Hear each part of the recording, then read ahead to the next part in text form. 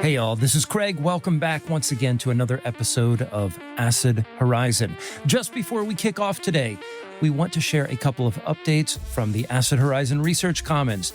Enrollment is currently open for Cause, Category, and Command, an introduction to Kant's first and second critiques, and seats are filling up. This class is taught by our own Adam C. Jones, and it's a course offering a careful and politically attentive engagement with Kant's work. Also, we have just begun our Logic of Sense reading group, a year-long monthly collective reading of Gilles Deleuze's The Logic of Sense. And even though this reading group has already started, there's still time to join and catch up.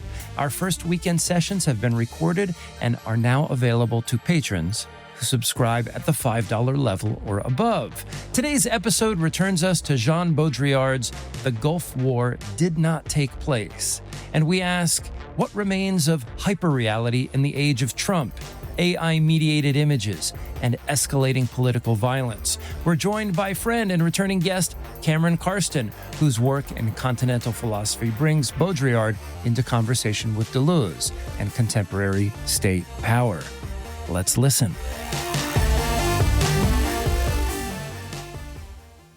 Welcome to Acid Horizon, the Theory Podcast.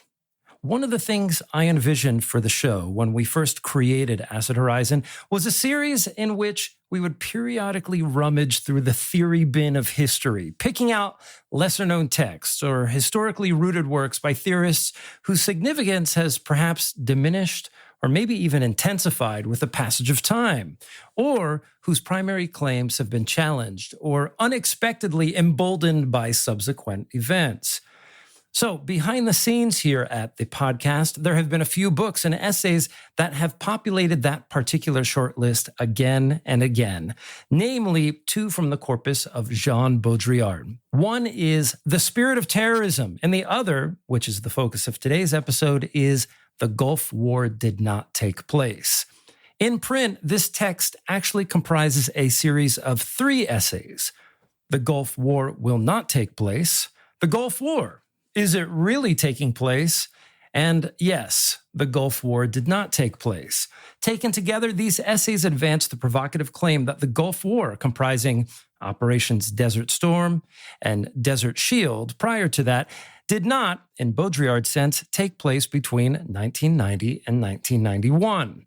Rather, the intervention overseen by President George H.W. Bush and the coalition of Western allies functioned as a prefiguration, a quote-unquote clean war against Saddam Hussein, whose outcomes were largely determined in advance and whose events were, in fact, according to Baudrillard, non-events, circulated in the gyre of the 24-hour news cycle by one of the most formidable apparatuses of American propaganda, then coming into its own, the news network CNN. And one of the reasons I wanted to revisit this text today is not to measure the prescience or accuracy of Baudrillard's claims necessarily, nor to engage in a purely retrospective exercise, but to put to work what remain his most incisive insights at a moment when the epistemic crisis of the simulacrum has only intensified. We find ourselves amid the proliferation of AI, the escalation of global conflicts, the return of the imperial boomerang, the growing reality of a new American Civil War, and a phenomenon I want to call the revenge of the real, all unfolding within a social media ecology shaped by tech, venture capitalism, and the new right.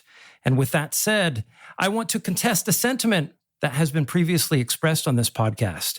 Despite any hangups or disagreements I may have, I maintain that Baudrillard's work remains indispensable for navigating the conditions of intelligibility under the catastrophe of contemporary media. I hope to prove that as we move forward with our collective analysis in the studio today. And today, we're joined once again by Cameron Carsten, along with Adam from the show to help us work through this text. And maybe the best place to start is simply by welcoming Cameron back and checking in on what he's been doing. How are you doing, Cameron? I'm doing well. Since I was last on the show, which I believe was published in April of this last year, 2025, I started as a grad student, so I'm in an MA program and luckily able to still study continental philosophy in that context. Is there anything cool that you're working on right now? Papers, particular works, lines of thought? I've started a little bit early with not necessarily thesis work, but pre-thesis work, focusing primarily on the history side of what I hope next semester to focus a little bit more philosophically when it comes to kind of finding my focus. A lot of it has been understanding the state throughout history. One of the big things for me with particularly the kind of intersection with Baudrillard and Deleuze, who I count myself a little bit more of a Deleuzian than a Baudrillardian by maybe not a little bit, by a large margin, but kind of the state and politics as a means of creating reality instead of power being the kind of central thing, power being something secondary to that or tied up in it. And that's kind of what I was invited on for the first time of my Power as Reality, the essays I've been trying to work through on my blog. This has been very helpful, as in Baudrillard's and as well as Deleuze a little bit more abstractly, seem to be kind of tackling the idea that our reality is created from kind of the leg up, I guess. The differences between that seem to be a little bit different. Deleuze seems to find no ground, whereas Baudrillard's like, please, God, let there be ground. Please let there be a real. But that's kind of, I guess, where I am currently within my research and focus. And we also have Adam in the studio today, of course. And I actually put Adam to work to tell us the story of where this text came from and how Baudrillard's approach or method, rather, to analyzing the Gulf War. And it turns out the story that we believe to be true may only be Apocrypha, but I'll leave the rest to Adam. Yeah, this story is, I mean, the first time I ever heard it, and I think possibly the last, because I've not found it anywhere else, even in Paul Patton's introduction to the collection of the Gulf War essays that I read for this. The story is that Baudrillard was hired to be a reporter on the war by Liberation, the famous French newspaper. He said, okay, Rick Roderick says, apparently this is what Baudrillard said. I will cover the war if and only if I can only report on what's been said on American TV.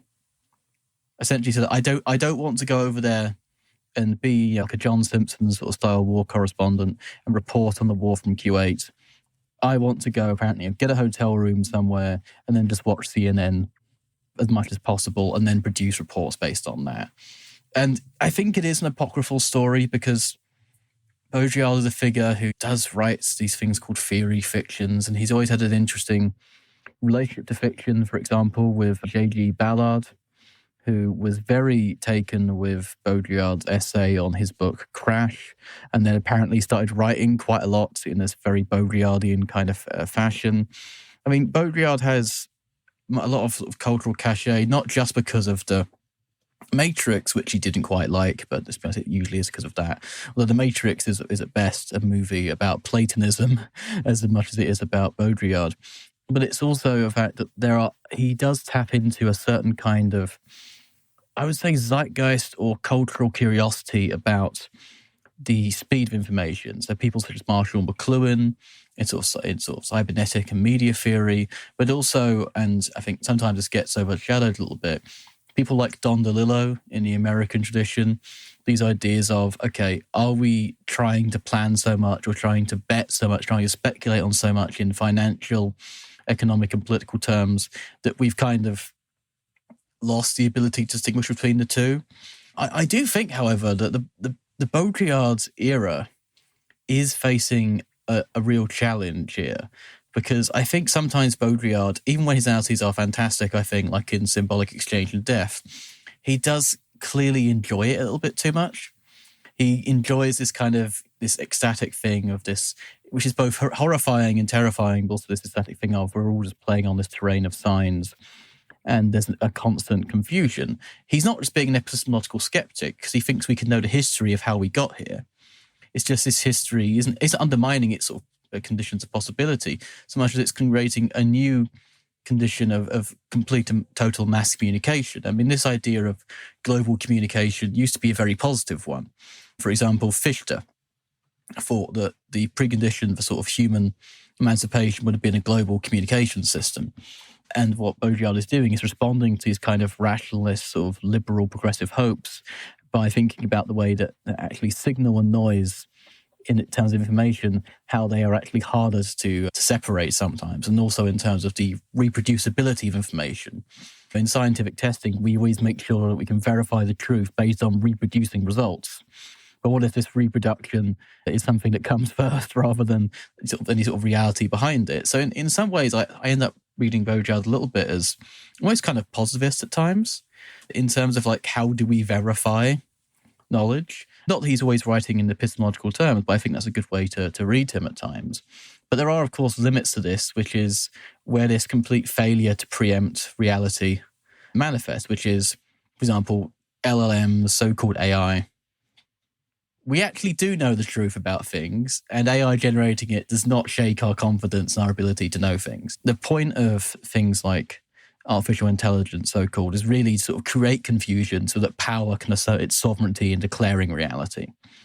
And this is for basically the real, which Baudrillard thinks has gone away, but he thinks it's one that power can try and fix through this kind of sort of brute force of sovereignty, this almost nihilistic sovereignty. But I think in the case of how war has developed since the Gulf War, we've seen the limits of this.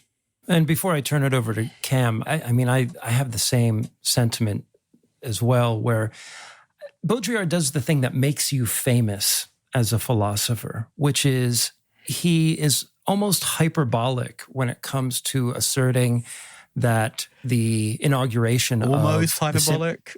Wow. Look, even I'm nothing, hedging nothing on almost. Yeah, even I'm hedging on it, right? So he is absolutely hyperbolic when it comes to asserting that there are no such things as events with the inauguration of the age of the simulacrum. And he will defend it to the death, as he does in this text, as we'll go over. And this is why I said earlier, maybe we can get into the line of thought I'd like to develop on the revenge of the real, because I think the real does come back in very real and palpable ways in the decades that follow this. But let's turn to Cameron, and because he's our guest, and I was just curious, what were your initial thoughts? Was this the first time that you worked with this text, and what stood out to you? So this text has kind of been in the, I guess, mythology of post-structuralism in my brain ever since I kind of got turned in that direction with readings of Mark Fisher in my undergrad where I started. But this is the first time I've actually sat down and read the text itself. I gave myself a few weeks to think on it. I've written a long post on my thoughts on the relevance for today. And what I found in doing that thinking is kind of Baudrillard, I think to some degree, provides a lot of insights that have almost flipped to some degree in the last 30 years. Not to say that he's wrong, but I think the focus on what's happening in our modern context is almost the opposite of what the state was trying to do under Bush 1. So one other thing I found, I'm not sure if this is too critical or not, I think Baudrillard spends too much time on the supplemental thesis, which is part of, I guess, being a reporter on it. He's hired to report on the war itself, which I think to some degree becomes less interesting as the text goes on in relation to the philosophical argument that kind of underpins the whole point of even pursuing this task. So the focus on what actually happens in the war takes up a lot of space, and the philosophizing about it takes just a little less space than it should, probably, in how I interpreted the text. There's just too much kind of, well, this happened, and then this happened with all the bombs and the raids, just to show that the war did not take place, or that this is kind of the fantasy overcoating to make us believe that a war took place. But I find it more interesting to talk about the distinction between what it means to make an event and what it means to make kind of a non-event, because I think both of those can be found in the hyperreal. The relevance I found for today, as y'all were talking about just right before me, and might be better to be left off a little bit later, was both the turning non-events into events and turning events into non-events. I think that's really the crux of Baudrillard's, I guess, more interesting points in this text. Yeah, and I think one of the reasons I think this idea of the non-event is so important, as you bring up, Cameron, is Baudrillard isn't sort of just coming out of the gate by saying this war didn't take place in the sense that nothing happened. In the sense, it's more in the sense of, was this a war? Because he thinks that he's drawing on this sort of history from the Cold War, and he thinks essentially that the concept of war has, in a sense, simmered out to the extent that, in terms of, can the United States go to war insofar as all of its geopolitical logics have been bound up to deterrence? That is, deterring any future war, for example, a conflict between the US and the Soviet Union from happening. And this is really interesting for me because he talks about this idea of non-war.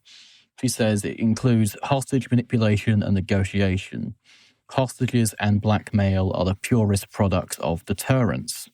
The hostage has taken the place of the warrior. He's become the principal actor, the simulacral protagonist, or rather, in his pure inaction, the protagonizer of non-war. The hostage is the phantom actor, the extra who accompanies the power, the stage of war. And it's interesting to me that this idea of becomes a non-event. So, no, war can't happen because it will be catastrophic. This idea that nothing bad can happen because actually we've reduced the idea of war to World War III, to the unthinkable, to planetary annihilation. And therefore, anything you do in terms of deterrence cannot be an act of war, because if it's an act of war, then everything conflagrates. All of the power blocks start fighting each other. And it reminds me a little bit of something I've said on a recent episode of friends of the show, Greg and Tom's Blood Work, where they talk about sanctions. For example, well, sanctions are essentially a form of siege warfare. But because they're not quote-unquote warfare, not direct violence or declaration of war, you can make them as horrible as possible and starve as many people as you want because they become a deterrence to that conflagration there. And I think that's where some of this has some relevance. Yeah, and I think one of the operative concepts here to talk about non-events is the relation of events and non-events to what Baudrillard calls information. And we've discussed this in previous episodes when we talked about symbolic exchange and death. But information for Baudrillard is understood as a mode of warfare rather than a neutral medium. And he doesn't really say it in these terms, but one of the ways that I've begun to think about it in context of this particular set of essays is information produces its own sphere of homogeneity, whose primary function is to prevent the emergence of events altogether. So there's a kind of a tacit juxtaposition of the homogeneity of information that's actually repressing the real in a way, such that reality no longer appears as a kind of positive occurrence. And it might even be the case that it's a residual category within Baudrillard's framework, and one that's negatively defined against simulacra, disinformation, and other managed forms of representation. But as I mentioned, just right at the beginning of the discussion, I think it's actually in the second essay where he raises the question, is the war really taking place? Where he talks about the image of launching. In the case of the Gulf War, what we saw on TV, I was in junior high school at the time, was seeing the Scud missiles being launched and seeing the Patriot missiles being launched in retaliation and taking down the Scud missiles. And we did not have to see the effects of the landing of those missiles, their success or their failure. Part of the spectacle was that raw, incipient power of the launch itself that has an analogous force in something like advertising or targeted advertising. And I think for Baudrillard, this particular image of launching maps onto the basic premise of information in the sense that the image of the simulacrum exhausts the event. The presentation of the image is the event. It's a kind of stand-in for it. And it's interesting here today, and something that I'd like to talk about, and I'm kind of thinking through right now, is the way that just in general, the birth of any scandal online or the control of any given event depends upon largely the logic of launching. So when a shuttle blasts off, there's a kind of initial blast, and the image here is that this blast is carving a trench into the public consciousness in a way, and then inside that trench, images populate right away, and that forms the popular imagination around that image. We can think of any scandal, but right now I'm thinking of the public execution of Alex Preddy in particular, and I mean, we can talk about the revenge of the real and the way that I'm using that phrase, but one of the forces that is has been able to counteract the popular use of social media and citizen journalism, if you will. And what complicates it is AI, and how, for example, the image of Alex Preddy being shot or being manhandled by the police was run through an AI filter, removed the head of one of the ICE agents, made the phone in his hand look like a gun or what have you. And that image circulated online, but by sheathing that image in the veneer of AI and then circulating it, what it did was it ultimately damaged the credibility of that event in a new way. And so one of the obstacles of seizing that event in the name of revolt, in the name of resistance, was the imposition of an AI filter in this case. Yeah, that's one of the most important insights I found when I was thinking of and writing on this text in particular. Also in regards to, I had just gone through the Logic of Sense reading group. I'm not a paid advertiser for Acid Horizon, but thinking as I'm on the podcast, just thinking of the realm of sense politically, when I was putting my thoughts into words, the protest and the killings going on in Minneapolis at the moment, not that those are the only place that ICE is killing at the moment. Multiple detention centers are seeing deteriorating conditions leading to children and adults dying or in life-threatening sickness now. But what I saw as the state's main goal was to, and how I'm trying to interpret what I believe you're saying with the Revenge of the Real, is to try and take real events and make them non-events. Because once something is in the hyperreal, once something becomes within the world of information, it's manageable by the state itself. I think it's important to kind of go back to some of the aspects of truth under totalitarianism that Hannah Arendt mentioned in their books. Not necessarily that they're the be-all, end-all, but I do think that they have some great quotations that I found when I was thinking over Minneapolis and the truth environment created by the Trump administration and the departments underneath it. Of the goal is not necessarily truth versus fiction. The goal is that fiction and truth no longer really matter, and the distinction between them doesn't matter. Therefore, there's no ability to affect the real anymore. As long as the state and its violence is able to kind of infect our media and information environment, it's able to kind of manage our response to it. Therefore, by preventing the real, by creating, I guess, non-events or events within the hyperreal, these are manageable moments that don't really challenge the state's kind of power. And we're seeing that kind of within the legislature, just being like, oh, we need to give kind of more money for ICE training. They have more than enough money for ICE training. Just kind of ignoring, putting it off what the actual core of the problem is.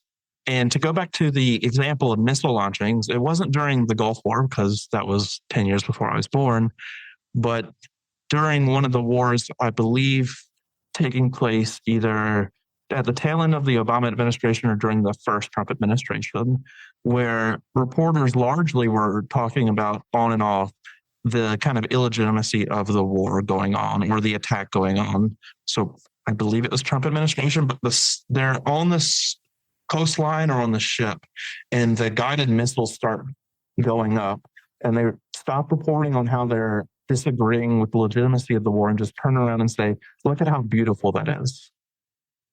And I thought that's kind of a important thing to keep in mind, is that even if the discussion of war is whether or not it's legitimate or not, it still gives into the sense that there could be a justified war, that there could be a justified violence against another human being at the level of states versus, I guess, peoples to some extent. If anything, there's kind of a deterrence of judgment there in favor of spectacle, in favor of the affect. I mean, I just want to read out another quote from Baudrillard. This is from the first essay, The Gulf War Will Not Take Place. And he says, quote, "We are no longer in the logic of the passage from virtual to actual, but in a hyper-realist logic of the deterrence of the real by the actual." So essentially the idea that we're trying to deter full-on classical state-on-state war is a legal category from breaking out. for this logic of constant deterrence. And this logic of deterrence relies on sort of logics of being held hostage to the forces that could make war or could lead war to be created. And in terms of this deterrence of the real reappearing, I think this is where you get to, I think we can use hyperreality as an analysis, but I think, Cameron, you're right to say that it is only really operative on the level of a politics which is already, the owl of Minerva has flown. Hyperreality works for the Democrats, or it doesn't work for the Democrats. Hyperreality works for MAGA and the Republicans, but of course it doesn't, because they keep trying to deter the real by using an AI filter or using. How do they try to deter the real? By lying. This is basically this is the thing. Is it? Are they doing this simulacrum? Are they doing this matrix stuff? No, they're just lying their fucking asses off.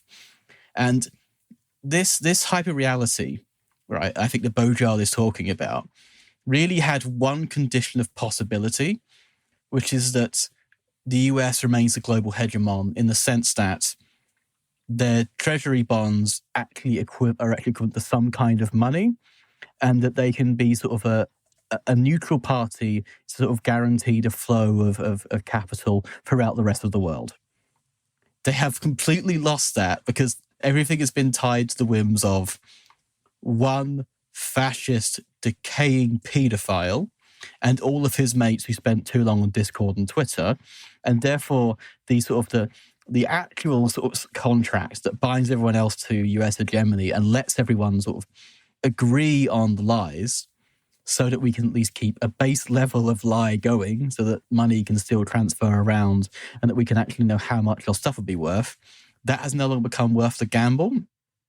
And so I think the decay of hyperreality is essentially like saying playtime's over because you were supposed to sign the checks. You've just drawn a big cock on it and said that your money's worth loads of money now because it is. Whilst you're calling the guy who's meant to be this neutral arbiter, like going after the chair of the Federal Reserve and then saying, oh no, he's a terrorist or something. You've basically, you own the casino and you've gone around wiping your arsenal the chips and changing the numbers every 5 minutes based on what cartoons you've watched that day. And so the financial infrastructure that maintains the speculative blurring between fiction and reality has actually just collapsed. And so I think to some extent the hyperreality is still going on, but it's going on in an order which is essentially already decayed because they're trying to deter the real. And the real is that nobody trusts them because they're a bunch of lying fascist paedophiles. That's not like anything David Icke, that's just we've seen the files. It is so naked. Like Baudrillard at one point in the agony of power was talking about how we can't describe evil because it's so naked we can't even denounce it. When the checks stop clearing, turns out it's really easy to denounce evil if it's really just in your face calling itself evil, especially when there's so many inversions in these categories of deterrence. I mean, for example, the hostage. The hostage of today's fascism is a copy of a copy in the sense that, oh, who's the hostage? It's the Israeli hostages. The hostages of the hostages, the people they're fucking exterminating. Yeah, cool. It's going to be ICE. ICE fears for their life because they're hostage to the horrible people of anyone who has less power than them. Or Trump is being sort of like talking like he's so oppressed. It is really a copy of a copy, an inversion of the hostage. And they're going to say, to deter this war, this race war, whatever, we're going to start one because we determine reality. But, I mean, it turns out they don't. And the revenge of the real is, I mean, it's one of the things with the pandemic. I'll give him that. The other one was October 7th. And this one is Minnesota. I mean, turns out you actually can't do whatever you want and you are actually outnumbered. And I think that's why there's so much media hype around this, because people simply don't believe it. I think it's not just a matter of epistemological clouding or mythological breakdown. It's no, we've all realized that these people are fucking lying. Even Mark Carney can see it. He used to be the head governor of the Bank of England. His whole job was to buy that bullshit.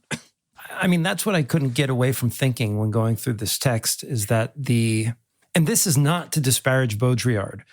I think what we're talking about just really situates his work as a theorist in the time of American hegemony. I mean, let's face it, this is just a year and a couple months away from the fall of the Soviet Union when this is happening, and the absolute turn into the decadence of the American 1990s, the singular decade prior to 9/11. And there's a kind of excess of enjoyment that can be had in the theory of the non-event, because ultimately what Baudrillard is saying here is that because American neoliberal global hegemony was what it was, we were allowed to enjoy a war without everything that makes a war, which is its excesses. And in a way, it's somewhat of a referendum on the Vietnam War. This was like the first major conflict since then. Being young at the time and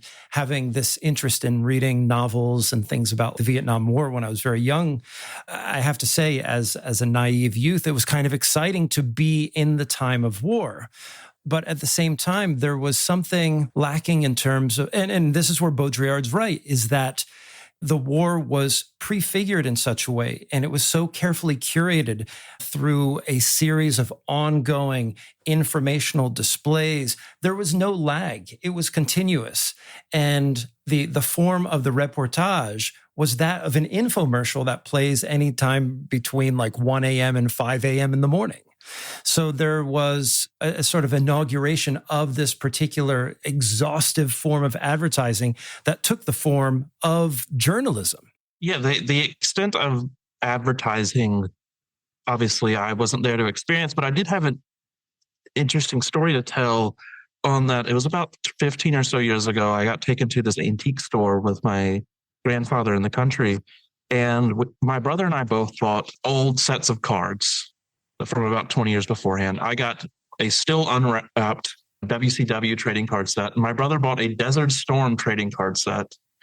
So this operation, two months, into December, into the middle of February of 1990, 1991, they had built an entire kind of this collectible card system out of it for the little children to participate. It's like, oh, I have the tanks they're using in Iraq. Oh, I have the helicopters and stuff like that. I don't really have a point with that, but it is like interesting to the extent of how quickly the kind of simulacrum of capital just disseminated the idea that this was kind of like this universally loved war, to where you can kind of buy your little collectible things from Target on it. But yeah, no, there is something very important about that. And I can say this, I mean, it's anecdotal, which is you would go down to the local grocery store or department store, and it wasn't uncommon to see where they would keep the Easter candy and the Valentine's Day cards to now have "We support our troops." That became the slogan. The yellow ribbons and everything started then and there. And in terms of the advertising connected to the objects of war or the memorialization of war, I mean, it wasn't uncommon, for example, on TV to buy collector's coins and things like that. You just call the 800 number, and through 3 easy payments of $19.99, you could have the whole collection of coins from whatever the fuck it is. But at that time, there was a turn with the commodification of war that I think it reaches a kind of plateau in the 1990s, but really takes off after 9/11, which is the hyper-commodification of military and paramilitary objects. So whereas in the 1970s and 1980s, you'd have to go to like a Soldier of Fortune magazine to get tactical gear or something like that. Now it's at Target. Now it's at Cabela's. Now it's at any of the outdoor shops. And it's not uncommon for people, like in my family, for example, to have just tons of gun holsters or tactical vests. And there's just things just that have been stored for 10 or 15 or 20 years. And it created a whole industry behind it as well, which I think fed in to some of the culture war, at least in terms of the right wing's affinity towards those particular commodities. But yeah, so I think you're absolutely onto something there.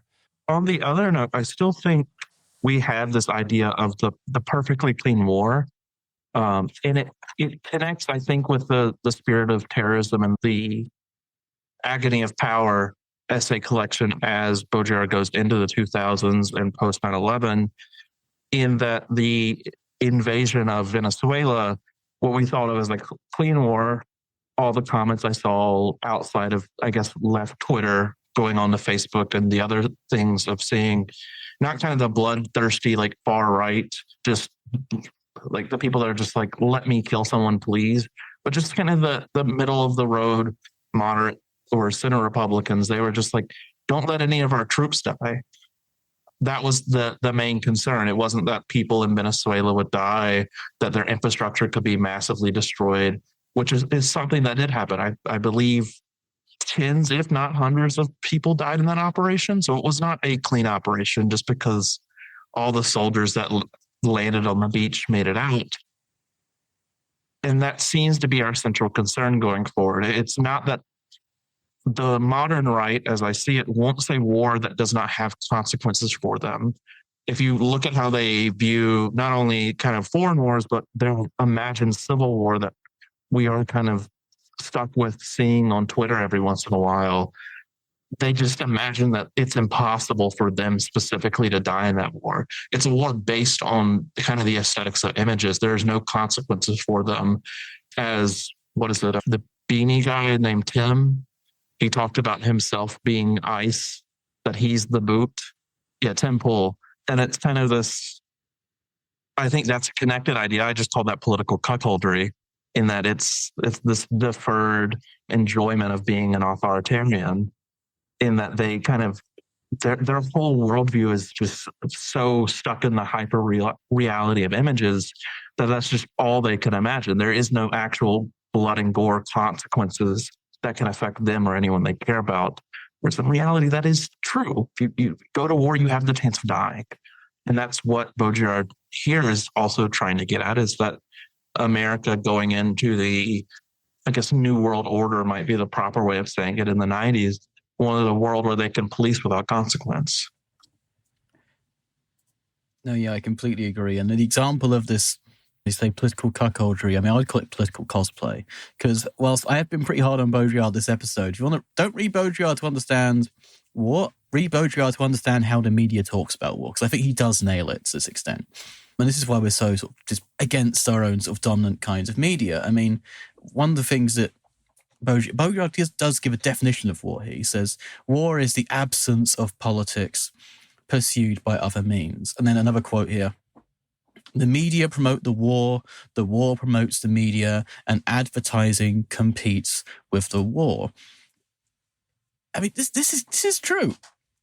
To the extent that, if you look at how the media has covered the genocide in Gaza, which of course is in many senses, you can argue, a war between the resistance fighters and the genocidal Zionist forces and their sort of US and European, God knows how many other counterparts.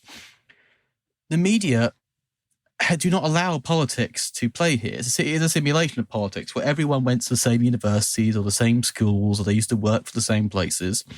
Anything that actually is political in the sense of, even we'll say antagonistic, or puts forward a different vision than the one currently taking place, is simply not allowed to have any impact. It's not allowed to make a difference. It's not allowed to be information in that sense. The information is a difference which makes a difference.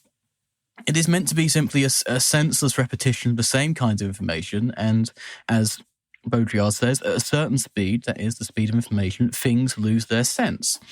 Luckily, in reality, an ICE agent does not move at the speed of their phone, which is why you can get in front of them, which is why you can outpace them, you can track them, you can circle them.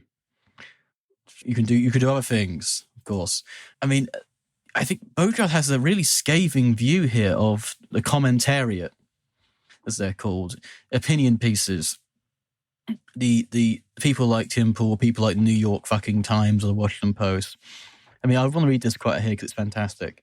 He says, fortunately, no one will hold this expert or general or that intellectual for hire to account for the idiocies or absurdities proffered the day before, since these will be erased by those of the following day.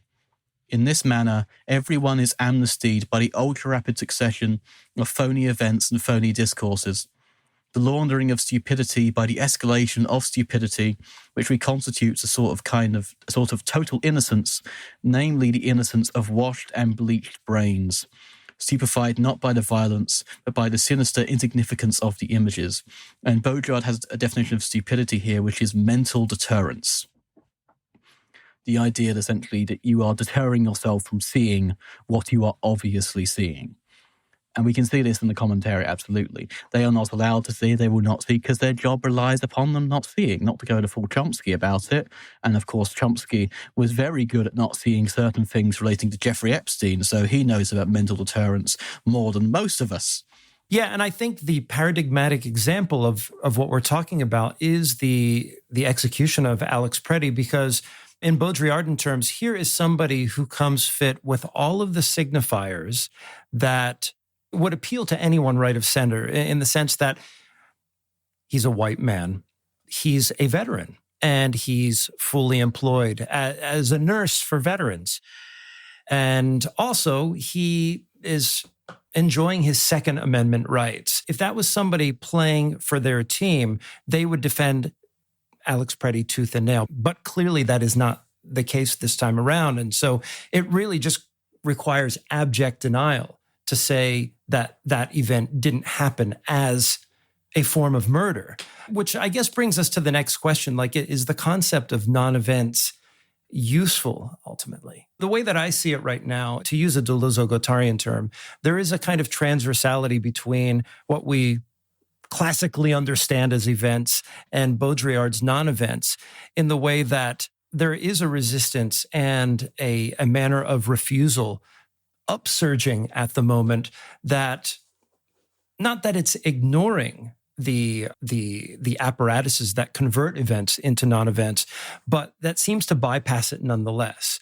And I think there's going to be a threshold at which where the resistance and the anger and the indignation just surges past a particular threshold, and then it doesn't matter who's lying anymore, at least for a time. I mean, I'm torn on this particular issue, because what I'm trying to do is also predict what an escalation or an extension of the conflict that looks very much like an emergent American Civil War is going to look like over the next years and decades.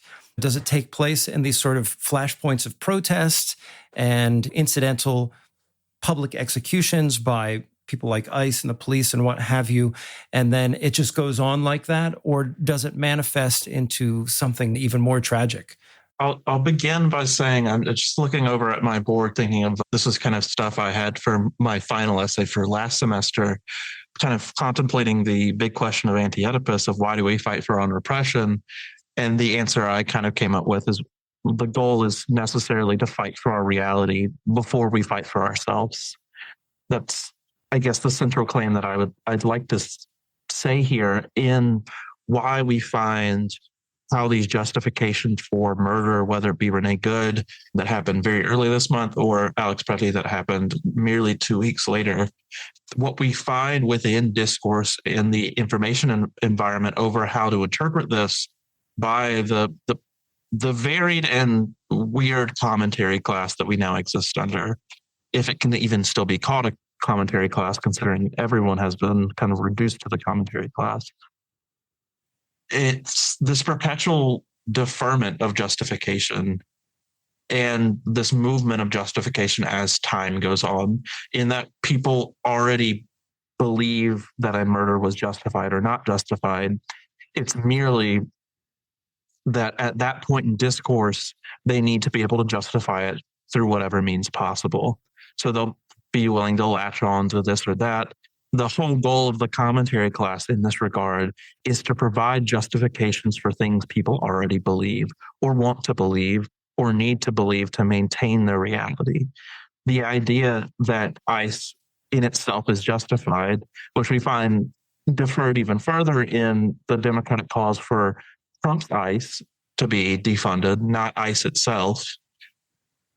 We find this kind of cowardice almost to kind of confront reality and what's actually going on within the United States.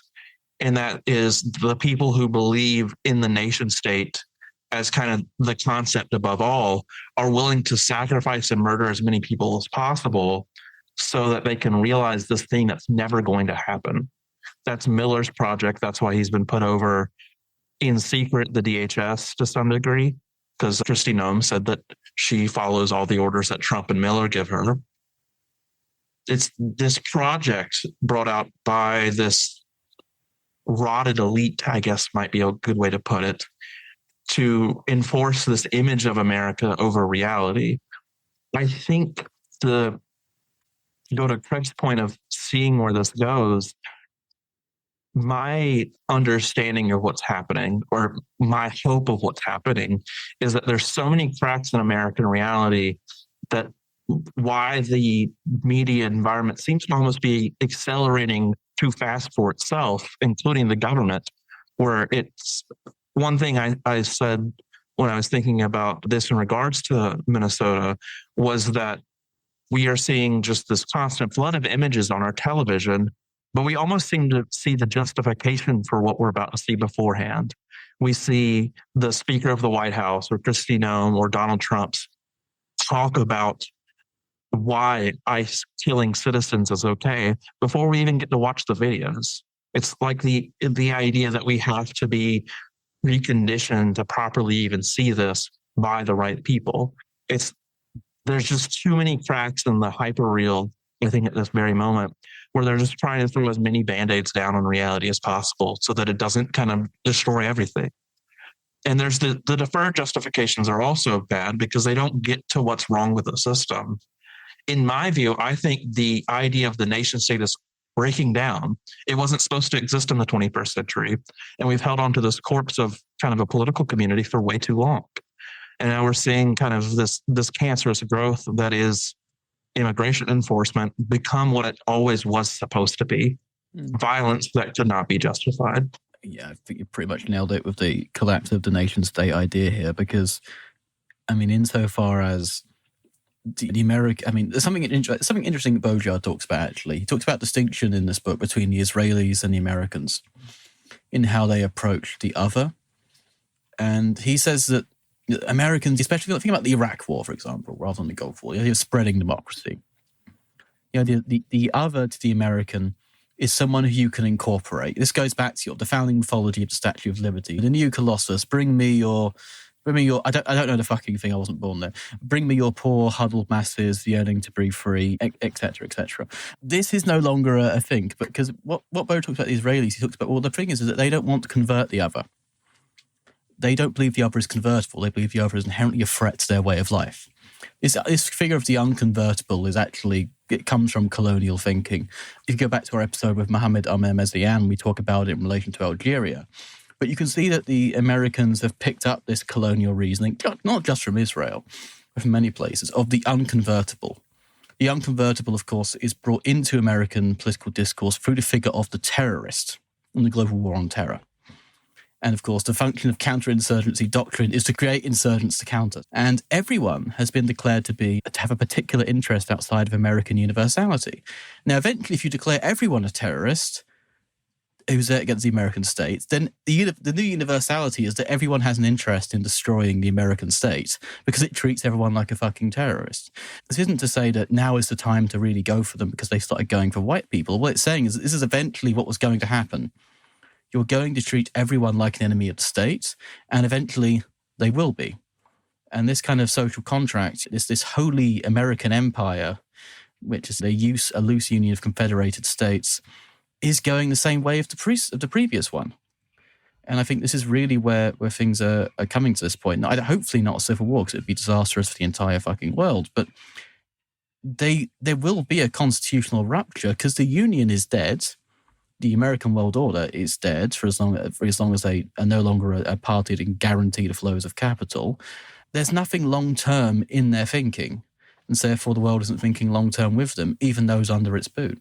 The one thing I'm kind of stuck on as we're moving towards wrapping up this discussion is the function of what I'll call a profane aesthetic that is mobilized by the new right. Of course, we've seen it in their usage, like the White House's usage of AI imagery and so forth online. I mean, even the whole medium of AI, it's been so deeply immoralized by the left for good reasons. I mean, there's good reasons not to use and engage with certain forms of artificial intelligence, if any whatsoever.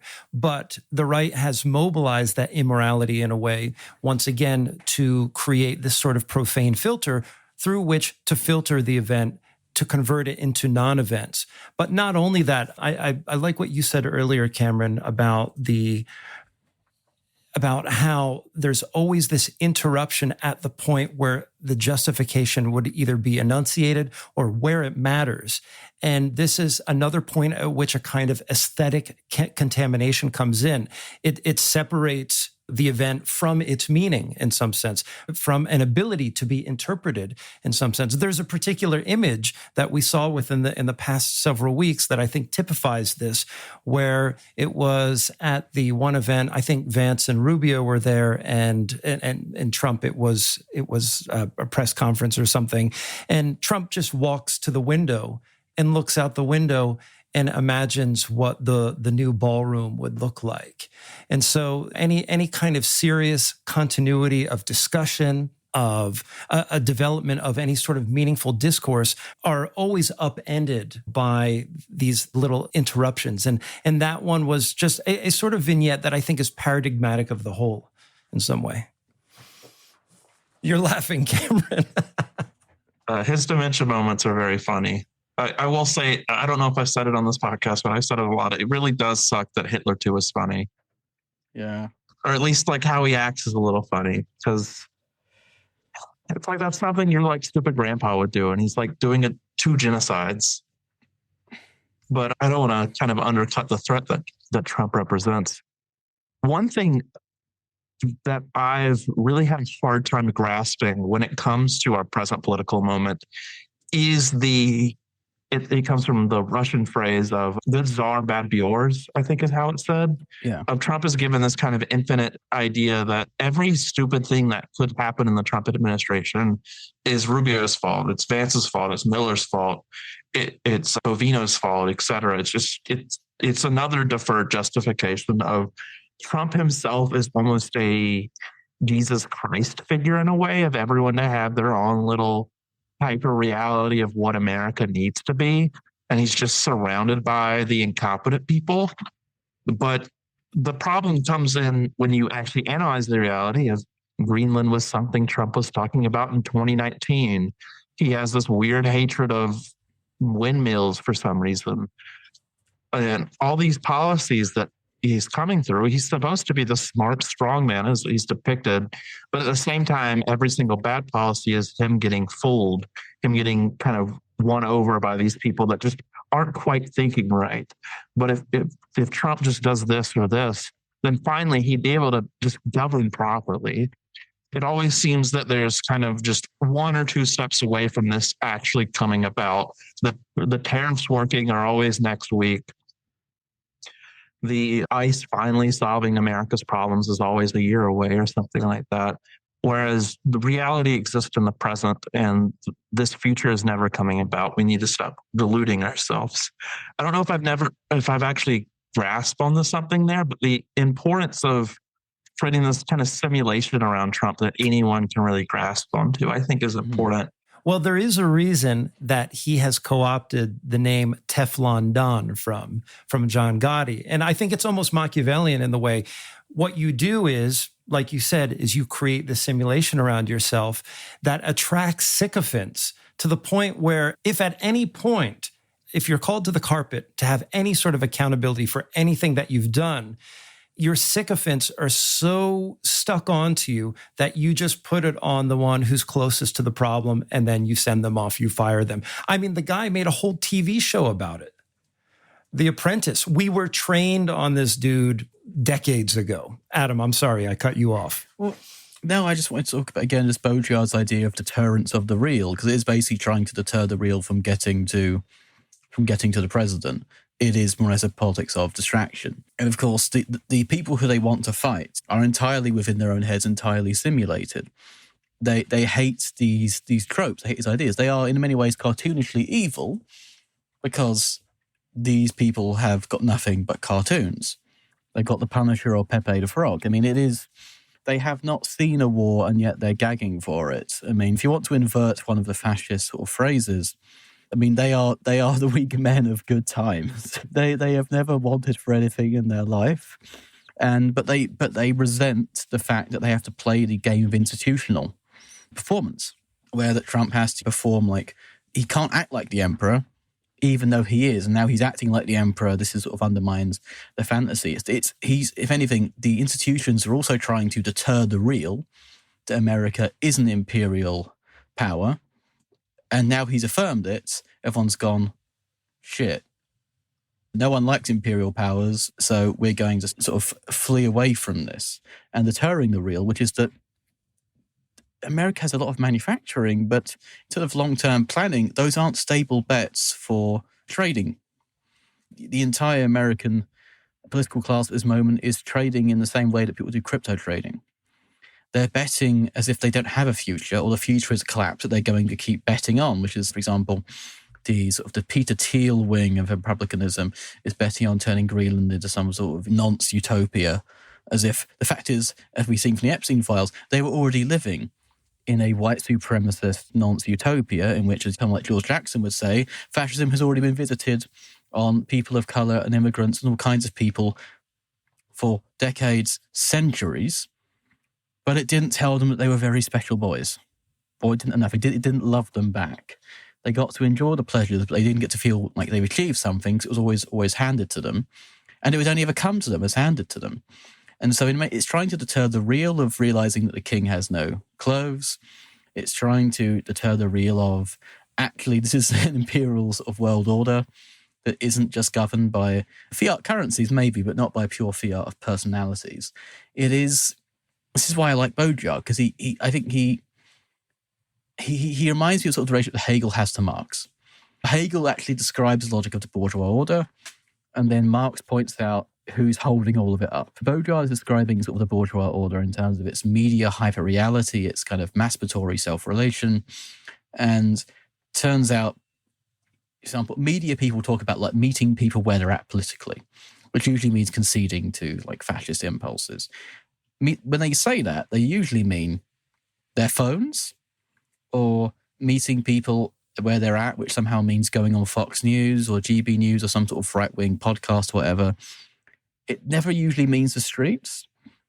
But I have met people where they're at, in their workplaces, in kindergartens, in dragging me off to concentration camps. That's actually where people are at, and that's actually where the resistance is coming from. You couldn't debate this, you never could. And I think what Baudrillard is good at showing us is, in many ways, if you don't buy into it as much, you sort of look on it retrospectively and find that this is where the limit of the mediatization of the economy in the world has actually got us. And only when we look through this sort of canon of Baudrillardian works, we can see the limit of it and realize we're already on the other side of it. One thing that I think is very important for whether or not, I think the diagnostic tools we can get from this book right now are whether the real is taking place again. I subtitled my thoughts on this as kind of the present may take place. And I think what is important is, as Adam highlighted, was on Baudrillard's discussion of Saddam Hussein, specifically in the Gulf War.